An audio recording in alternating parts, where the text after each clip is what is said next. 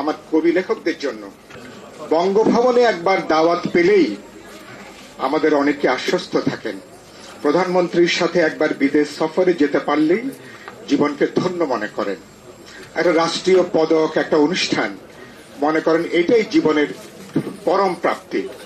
কোনো একটা স্লোগান তুলে ধরা, কোনো একটা বাক্য তুলে ধরা, এটা অনেক সময় স্পার্ক করে। এটা এরকম অসাধারণ ব্যক্তি এ সময় অনেকে আপনারা এই ভূমিকাটা পালন করেছেন, সেই জন্য নিশ্চয় আমি আপনাদেরকে ধন্যবাদ জানাবো। আমাদের এই বিজয়, এই অভ্যুত্থানকে ভারতের মোদী সরকার সহ ফ্যাসিস্ট রেজিম কেউ এটাকে এবং তাদের যারা সহযোগী তারা তাদের পরাজয় হিসেবে তারা বিবেচনা করছেন।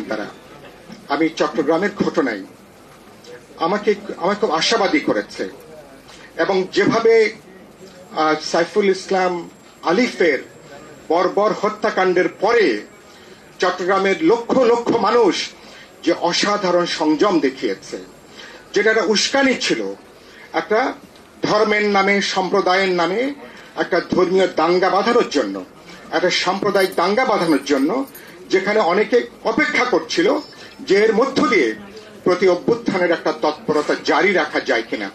চট্টগ্রামের লক্ষ লক্ষ মানুষ ধৈর্য, সংবেদনশীলতা, তারা সহনশীলতা এবং সমমর্মিতা, সম্প্রীতির মধ্য দিয়ে নতুন একটা উদাহরণ কিন্তু আমরা কিন্তু তৈরি করেছি।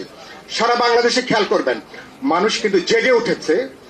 অভ্যুত্থানকে রক্ষা, আমাদের সাফল্যকে রক্ষা করব, অভ্যুত্থানকে রক্ষা করব, ঐক্যটাকে রক্ষা করব, কোন উস্কানিতে আমরা পা দেব না। এই জন্য বাংলাদেশ, এটাই হলো অভ্যুত্থানের বড় সাফল্যের জায়গাটা, এই ঐক্যটাকে আমাদেরকে ধরে রাখা। এটাকে প্রতিনিয়ত, এটাকে কিভাবে আপনি জাগিয়ে তুলবেন, কিভাবে জল সিঞ্চন করে আমাদের সম্প্রীতির বন্ধনের জায়গাটাকে আমরা জাগিয়ে তুলতে পারি। প্রথম আলো ডেইলি স্টারের অফিসের সামনে যখন আপনি গরু কোরবানি দিয়ে যখন আপনি প্রতিবাদ জানান, একটা মধ্যযুগীয় বর্বরতার বাইরে এটাকে অন্য কোনো কিছু বলবার কোনো সুযোগ নেই। দ্বিমত থাকতে পারে, প্রশ্ন থাকতে পারে, আপত্তি থাকতে পারে। যেই গণমাধ্যম বাস্তবে হচ্ছে একটা আধুনিক গণতান্ত্রিক সমাজের ফুসফুস হিসেবে কাজ করে। ফোর্থ স্টেট বলে কথাটা পুরোপুরি, এর পুরো ব্যাখ্যাটা হবে না।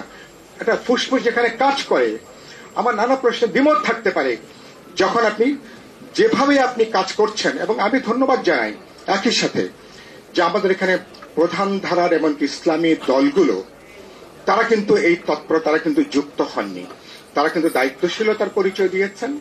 তারা এই অভ্যুত্থান সাফল্যকে রক্ষা করবার ক্ষেত্রে তারাও একটা ভূমিকা পালন করেছেন।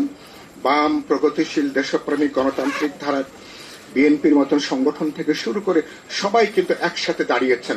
কোন যুক্তিতে এই সমস্ত তৎপরতাকে বরদাস্ত করবার, তাকে অ্যাক্সেস দেওয়ার তার কোনো কিন্তু সুযোগ। এগুলো হচ্ছে অনৈক্য তৈরি করা, বিভাজন তৈরি করা, প্রশ্ন তৈরি করা। সরকার ব্যর্থ হোক, অকার্যকর হোক, সরকার যদি ধসে পড়ে তাহলে পুরনো এজেন্ডাগুলো নতুন করে আবার কিন্তু আনা যায়।